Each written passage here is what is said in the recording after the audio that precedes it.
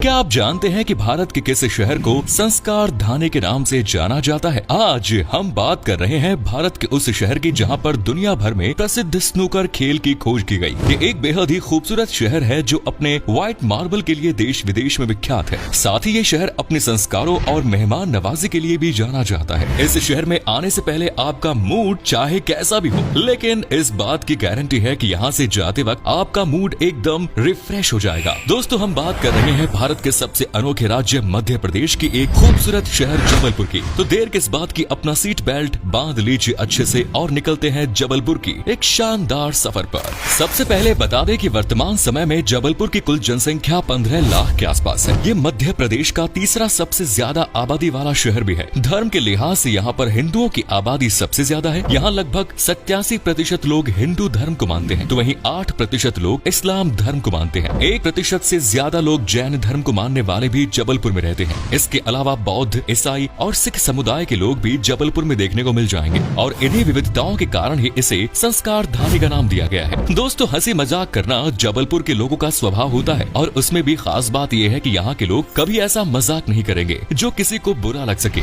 जबलपुर शहर का इतिहास काफी पुराना है, जिसकी तुलना काशी और मगध साम्राज्य से भी की जाती है। यहाँ अनेकों ऐसी जगह है जहाँ आप घूमने के लिए जा सकते हैं। इसे इंदौर और भोपाल के बाद ये मध्य प्रदेश का तीसरा सबसे प्रमुख शहर माना गया है। जबलपुर पर कालचूरी, गुप्त, हर्ष, सुगंस, भील, गौंड, मराठा और कालाचूरी जैसे अनेकों साम्राज्य शासन कर चुके हैं। जबलपुर को मध्य प्रदेश की कल्चरल कैपिटल और न्यायिक राजधानी भी कहा जाता है, क्योंकि मध्य प्रदेश का उच्च न्यायालय इसी शहर में स्थित है। जबलपुर शहर नर्मदा नदी के तट पर बसा हुआ है और प्राचीन समय से लेकर आज तक नर्मदा नदी को एक पवित्र नदी के तौर पर पहचाना जाता है। मध्य प्रदेश के लोग नर्मदा नदी को मां नर्मदा कहकर बुलाते हैं। कहा जाता है कि जबलपुर शहर को जबाली नाम के एक ऋषि ने बसाया था। ऋषि जबाली ने यहाँ आकर तपस्या करनी शुरू की थी और उन्हें ये जगह इतनी पसंद आई कि उन्होंने यहाँ एक नगर बसाने का फैसला किया। इसके बाद इस जगह का नाम ऋषि जबाली के नाम पर ही जबालीपुरम रख दिया गया। इसके अलावा समय समय पर इसे त्रिपुरा तीर्थ और जबलगढ़ जैसे कई नामों से पहचान मिली। जबल का अर्थ होता है रॉक और पुर का मतलब होता है नगर, यानी पत्थरों का शहर जबलपुर को कहा जाता है, क्योंकि यहाँ पर आसपास मार्बल्स की ढेरों चट्टानें मौजूद है। जबलपुर का लिटरेसी रेट 83% तक पहुंच गया है,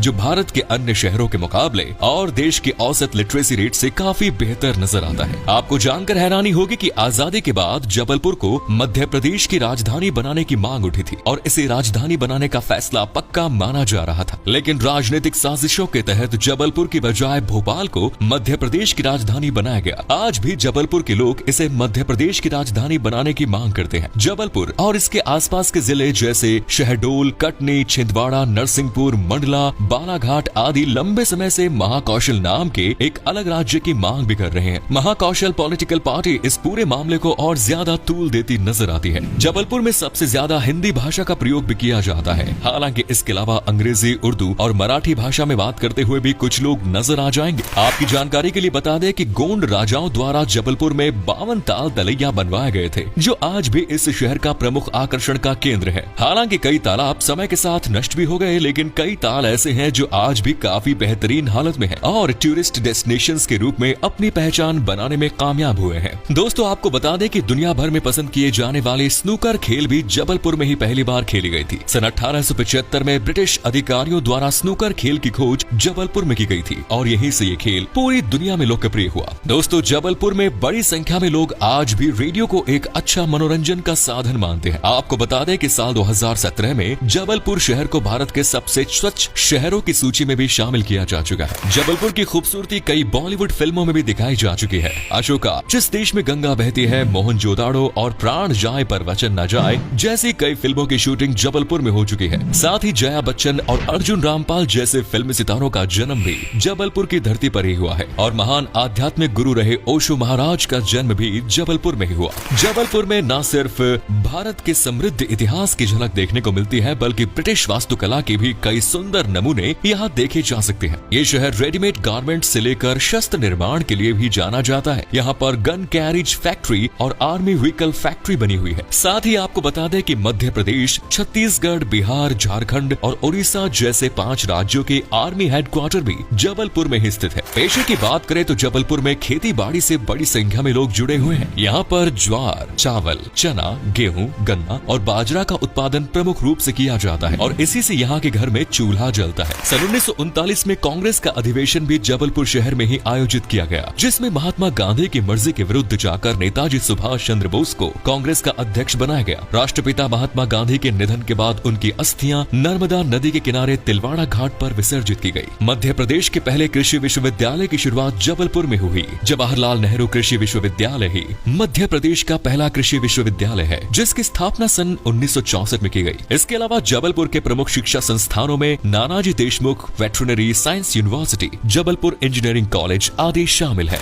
जबलपुर शहर अपने लजीज खाने और संस्कृति के लिए भी मशहूर है। अगर आप जबलपुर जाएं तो यहाँ की फेमस खोए की जलेबी टेस्ट करना बिल्कुल मत भूलिएगा। यकीनन ऐसी जलेबी आपको हिंदुस्तान के और किसी कोने में खाने को नहीं मिलेगी। इसके अलावा कोपरा पाक, पिलाक, साबूदाना खिचड़ी, समोसा, रबड़ी, मालपुआ और पोहा भी जबलपुर की स्पेशलिटी मानी जाती है। दोस्तों, जबलपुर के सभी त्योहारों में यहाँ की संस्कृति और लोक नृत्यों की झलक आपको देखने को मिलेगी। मटकी, फूलपति और गिरी डांड यहाँ के प्रमुख लोक नृत्य हैं। यहाँ एक जातीय समूह है जो इन डांस फॉर्म्स का अभ्यास करते हैं। इन समूहों को कंजर और बंजारा भी कहा जाता है। अगर आपको शॉपिंग करना पसंद है तो इस मामले में भी जबलपुर आपको तहे दिल से स्वागत करेगा और कभी निराश होने का कोई मौका नहीं देगा। जूट से बने प्रोडक्ट्स, हैंडक्राफ्ट्स, चंदेरी और महेश्वरी सारी जैसी चीजें आप जबलपुर से खरीद सकते हैं। शॉपिंग के लिए आप सदर बाजार, कमानिया गेट और गोरखपुर मार्केट विजिट कर सकते हैं। इन सब के अलावा जबलपुर में घूमने के लिए आपके पास ढेरों ऑप्शन है। चलिए अब आपको यहाँ के प्रसिद्ध टूरिस्ट डेस्टिनेशंस के बारे में बता देते हैं, जिन्हें देखने के बाद यकीनन जबलपुर घूमने की आपकी चाहत और ज्यादा बढ़ जाएगी। भेड़ घाट में बनी मार्बल रॉक इस शहर की सबसे प्रसिद्ध जगह है। यहाँ चारों तरफ आपको संगमरमर की चट्टानें नजर आएंगी। नौका विहार के जरिए आप इन चट्टानों को करीब से देख सकते हैं और यहाँ पर नाव चलाने वाले नाविकों का भी एक अलग ही अंदाज होता है। पूरे सफर के दौरान वे मजेदार चुटकुले और शायरी बोलकर आपका मनोरंजन करते रहेंगे, जिसे सुनकर सैलानियों को काफी आनंद आता है। मदन महल का किला भी जबलपुर में काफी लोकप्रिय है। इसे सैकड़ों साल पहले राजा मदन द्वारा बनवाया गया था। कहा जाता है कि यहाँ पर आज भी सोने की ईंटें छिपी हुई हैं, जिसे ढूंढने के लिए लोग आते हैं। लेकिन अब इस जगह को पुरातत्व विभाग ने अपने अंडर ले लिया है। इस किले को रानी दुर्गावती का किला भी कहा जाता है। साथ ही इस किले के बारे में ये भी कहा जाता है कि यहाँ पर राजा की आत्मा आज भी भटकती है और इसे जबलपुर की सबसे भूतिया जगहों में से एक माना जाता है। इसके अलावा भी जबलपुर में कई हॉन्टेड प्लेसेस हैं। लोग रात के समय अकेले इन जगहों पर गुजरने से आज भी डरते हैं, क्योंकि इन सभी जगहों पर भूत और चुड़ैल देखने के दावे किए जा चुके हैं। धुआंधार फॉल्स भी जबलपुर में देखने लायक जगह है। काफी ऊंचाई से नर्मदा नदी का पानी झरने के रूप में नीचे गिरता है और इसका बहाव भी काफी तेज होता है। यहाँ पर बोटिंग और केबल कार की सवारी का मजा आप ले सकते हैं। 64 योगिनी मंदिर की भी काफी मान्यताएं हैं। ये मंदिर अपनी तंत्र मंत्र की विद्याओं के कारण भी प्रसिद्ध है। भगवान शिव और माँ पार्वती को समर्पित इस मंदिर के बारे में कहा जाता है कि जो कोई सच्चे मन से मुराद मांगता है उसकी मुराद जरूर पूरी होती है। साथ ही दुमना नेचर रिजर्व में आप कई तरह के जंगली जानवर देख सकते हैं। इस नेचर रिजर्व की सैर आप साइकिल के जरिए या टॉय ट्रेन के जरिए कर सकते हैं। जबलपुर की कचनार सिटी में 72 फीट ऊंची भगवान शिव की प्रतिमा भी काफी सुंदर है। पिसनहरी का मदिया और हनुमान ताल बड़ा जैन मंदिर जैन धर्म के अनुयायियों के बीच प्रमुख आस्था का केंद्र है।